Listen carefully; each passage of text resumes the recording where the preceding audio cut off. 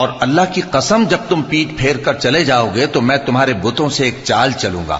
پھر ان کو توڑ کر ریزہ ریزہ کر دیا، مگر ایک بڑے بت کو نہ توڑا تاکہ وہ اس کی طرف رجوع کریں۔ کہنے لگے کہ ہمارے معبودوں کے ساتھ یہ معاملہ کس نے کیا؟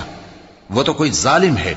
لوگوں نے کہا کہ ہم نے ایک جوان کو ان کا ذکر کرتے ہوئے سنا ہے، اسے ابراہیم کہتے ہیں۔ وہ بولے کہ اسے لوگوں کے سامنے لاؤ تاکہ وہ گواہ رہیں۔ جب ابراہیم آئے تو بت پرستوں نے کہا کہ ابراہیم، بھلا یہ کام ہمارے معبودوں کے ساتھ تو نے کیا ہے؟ ابراہیم نے کہا، بلکہ یہ ان بڑے بت نے کیا ہوگا، اگر یہ بولتے ہوں تو ان سے پوچھ لو۔ انہوں نے اپنے دل میں غور کیا تو آپس میں کہنے لگے، بے شک تم ہی بے انصاف ہو۔ پھر شرمندہ ہو کر سر نیچا کر لیا۔ اس پر بھی ابراہیم سے کہنے لگے کہ تم جانتے ہو یہ بولتے نہیں۔ ابراہیم نے کہا، پھر تم اللہ کو چھوڑ کر کیوں ایسی چیزوں کو پوجتے ہو جو نہ تمہیں کچھ فائدہ دے سکیں اور نہ نقصان پہنچا سکیں؟